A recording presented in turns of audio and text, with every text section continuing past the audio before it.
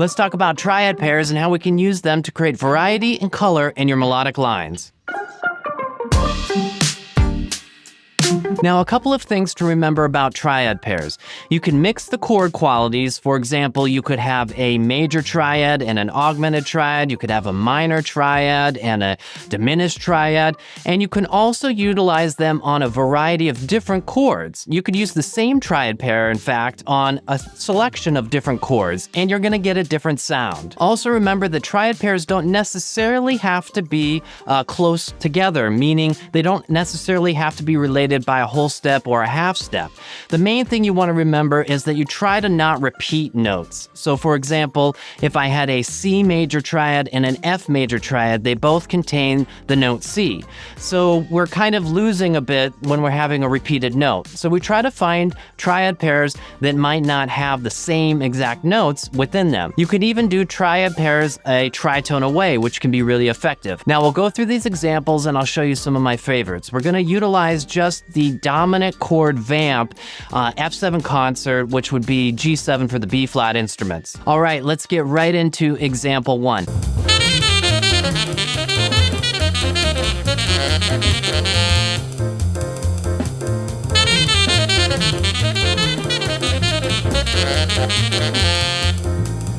Now, keep in mind that on a dominant chord, you can use two major triads, one from the flat 7 and one from the root. So in this example, if we're talking about my G7, that would be F major and G major. That's going to give us a couple of color notes, including the 9 and the 11, but not a whole lot of color. So what I like to often use is augmented triads. And you'll notice that throughout these examples, I really take advantage of that. In this first example, you'll see that I use the E flat augmented triad and the F augmented triad. Now, another thing to really remember is that if you think about the altered scale, there's actually two major triads within the altered scale, one off of the sharp 11 or flat 5 and one off of the flat 13.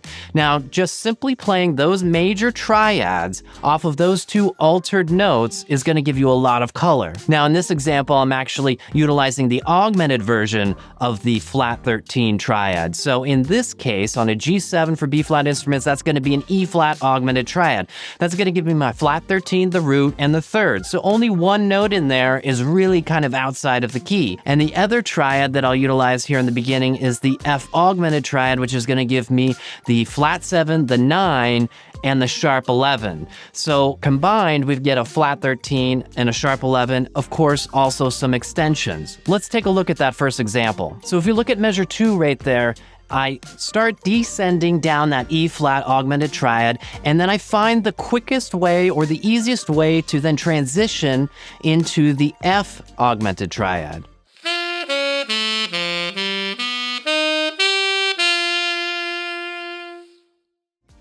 Now, you'll find throughout that there are a couple of ways to approach the structure of the triad in terms of how to fit it within a duple meter or 4/4 time. Now, we can either play the triad as in its purest form as simply a triad and play it in triplets, and that way we're going to end up with the beginning of each triad on a downbeat. But that can get a little bit laborious and a little old. So what we need to do is actually kind of convert the triads into 4-note cells, and you'll find that throughout these examples. And this is our first chance. So oftentimes we're just going to simply repeat one of the notes. In this case, I've got two Gs. I've got the G on the top and the G on the bottom that leads me into the A, and then I've got two As, an A on the bottom and an A on the top of the F augmented triad. And then that smoothly leads into the next note, which is G, which is the root of the chord. And then that brings me to my next triad pair, and again in a 4-note group. Throughout, we're going to think about really smooth voice leading because the triad itself has already got leaps built within it. So when we're transitioning from triad to triad, we try to find the smoothest route, which is usually a whole step or a half step, which we call good voice leading. Let's keep looking. You'll notice in that next measure, now I utilize the G major triad and the F augmented triad.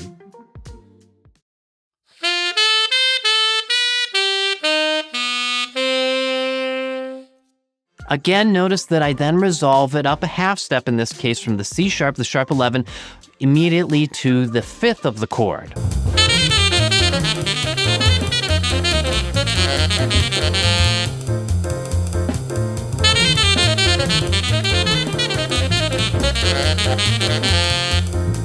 Okay, now the second half of example 1, I decided to utilize some even more altered sounds. So in this case, I'm actually building my triads off of the flat 9, which is A flat on a G7, and the sharp 9, which is a B flat on a G7. So in the flat 9 triad, my A flat major triad, I have the flat 9, the 4 or the 11, and the flat 13. And in my sharp 9 triad, which is the B flat major triad, I have my sharp 9, my 5, and my flat 7. Let's look at that measure.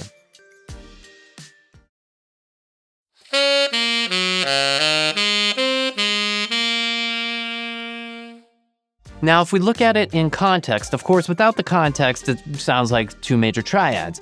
But when we have that rub against the underlying harmony, it really creates that colorful sound that we're looking for, perhaps. Now, often I try to find a smooth way to resolve that tension. Let's look at it in context before and after those two major triads, the flat 9 and the sharp 9.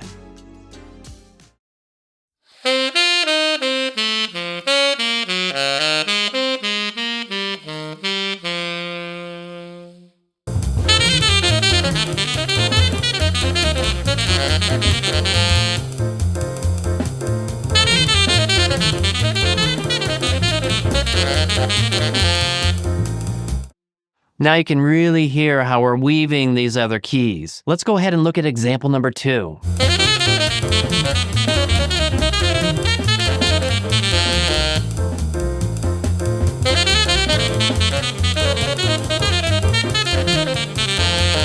Now for my triad selection, I tried to kind of weave the previous example triads into a closer space. So I've got my F major triad, I've got my E flat augmented triad, I've got my sharp 9 triad, which is B flat, and my flat 9 triad, which is A flat. Let's check it out.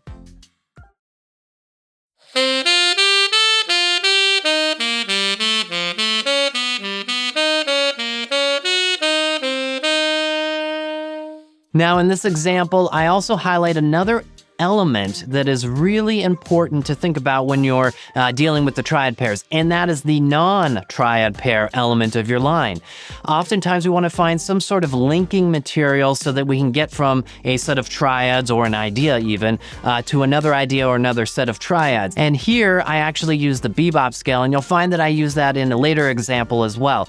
It simply adds a little bit of chromaticism as well. Let's check it out.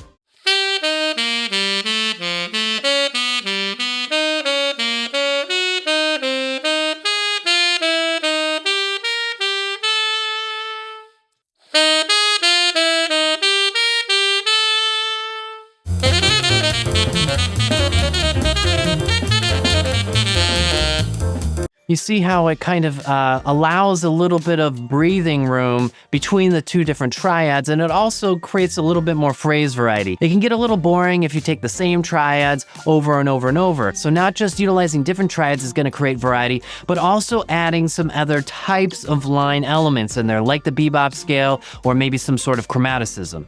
Let's check out example number 3.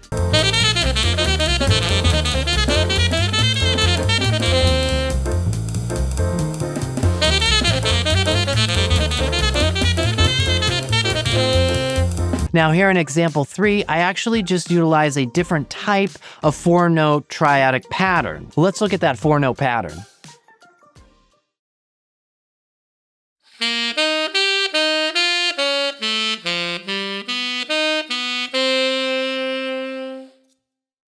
This is a super cool pattern, and when you couple that with some other patterns and you start to add a variety of different approaches, and we'll get to some of the chromatic approaches, it starts to sound less predictable, yet you're still utilizing the same concept and often the same notes. Let's look at it in context.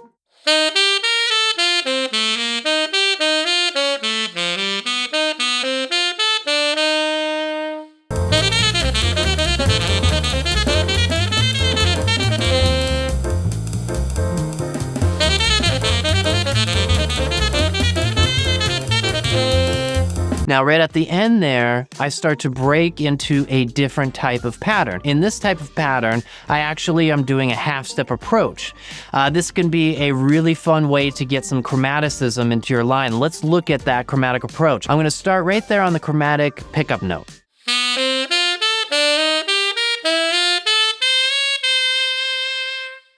Now, I only stay on that pattern for a short bit before I go into yet another 4-note pattern, just a descending triadic thing turned into 4 notes.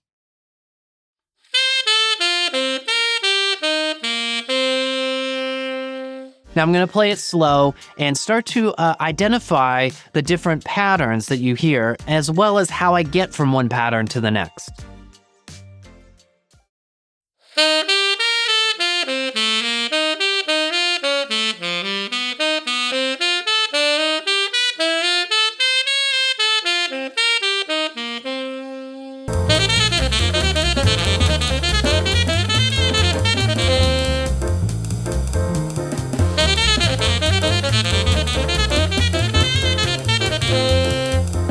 Check out my online community, Next Level Sax, where as a member, you get access to an exclusive variety of information, including videos, weekly PDFs, mini lesson videos, monthly jazz etudes, access to all of my books, digital courses, masterclasses, personalized feedback, and of course, a supportive community where you can ask specific questions.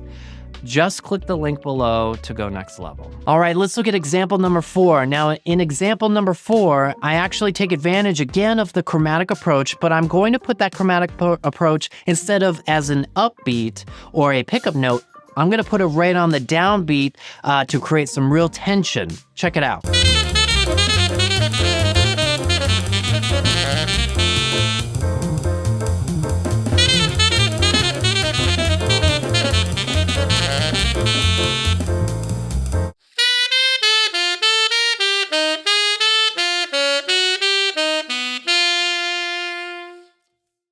Now, of course, when I keep with a pattern like that, it is really just a sequence as well. You'll notice that I start with these triads that are inside the key, G major and F major turned into their 4-note equivalent.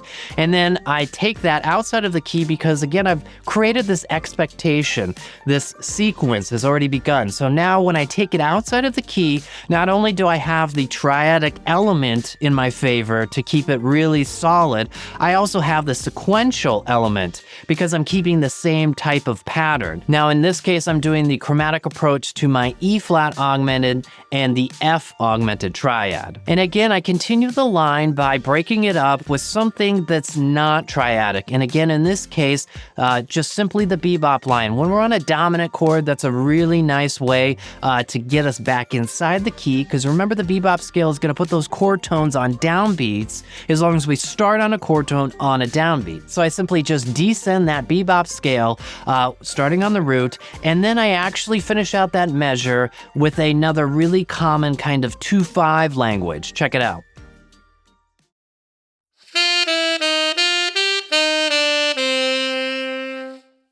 It brings us right back into that bebop language before I launch into the next triadic influenced line. I'm simply just linking another one of those 4-note patterns, and I keep with that same triadic pair of the F augmented and the E flat augmented. Now remember also that 2 augmented triads kind of also creates this whole tone sound. So it's a very open sound, which could be very contrasting when you're implementing some of those triads that are off of the sharp 9 and the flat 9. So let's take it from that bebop scale.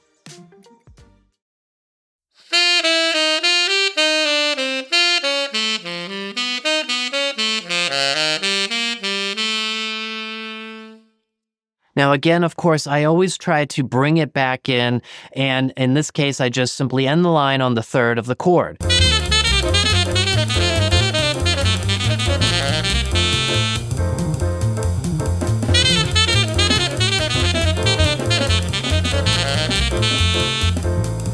Let's check out example number 5.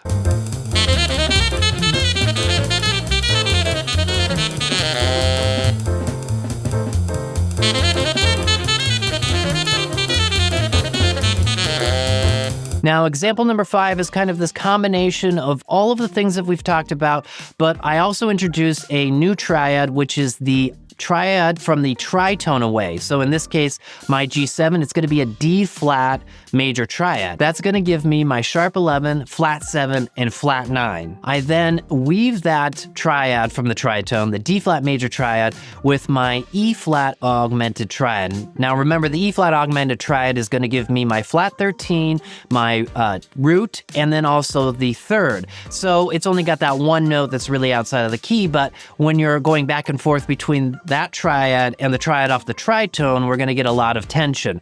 Let's check out the beginning part of that example. I simply start in the key with my G major triad off the root, and then my F major triad again. Remember, off the flat 7 is a good way to stay kind of diatonic to the key, but also add this kind of shape of the triad. I immediately then launch into, of course, my favorite set of triads, the E flat augmented and the F augmented. Let's look at those first two measures.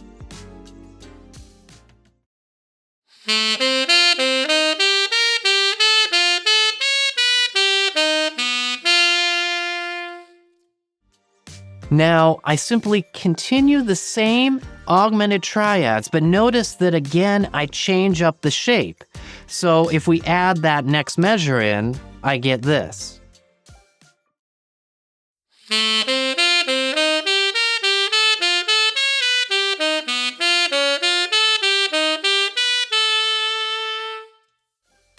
I then descend down that bebop scale, this time starting on the third and ending up on the flat 7 before I transition to my new sound.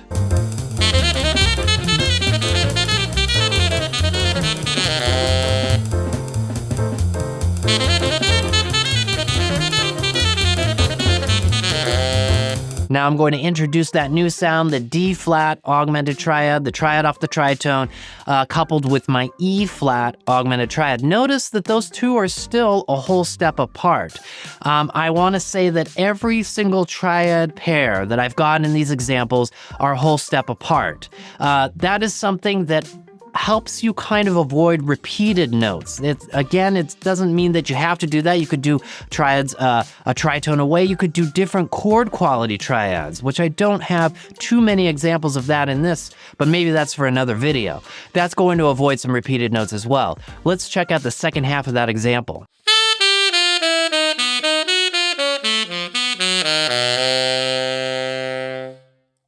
And again, I bring us out of that tension by landing on a chord tone, in this case, the 5th.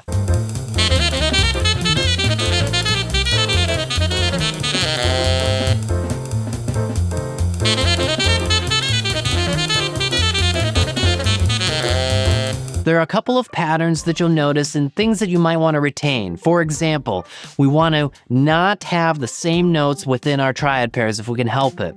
We also want to keep in mind that we can mix the chord qualities. We can have major triads with minor triads, major triads, and augmented triads, diminished triads, you name it. We can also have them not a whole step apart. We can have them a half step apart. We can have them a tritone apart. All of those different elements are going to help you add more color and variety to the line itself, of course, as well as the types of triads and triads that you pick. Remember that when you want to get really altered sounding and take advantage of the altered notes on a dominant chord, you can build major triads off of the sharp 11 and off of the flat 13. You could also do augmented triads, and I often do an augmented triad off of the flat 7 and off of the flat 13. I also will do major triads off of the sharp 9, off of the flat 9.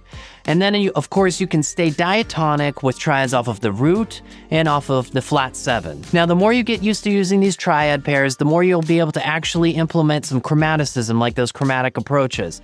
I suggest that you get used to the traditional triads and just stick to the triadic form. Then move on to the 4-note groupings and different patterns that you can find there, and then add in the chromatic approaches. You can do a chromatic half step from above or from below. I often utilize the from below chromatic half step. You can start them on the downbeats. You can start them on the upbeats. Now, of course, when you start your line on an upbeat as opposed to a downbeat, it's going to give that line a different feel because of the notes that you're emphasizing relative to your downbeats and upbeats. Set out with a goal and a clear intention as to which triads you're going to practice, how you're going to practice them, and when it gets difficult or less familiar, just work your way through it. Happy practicing.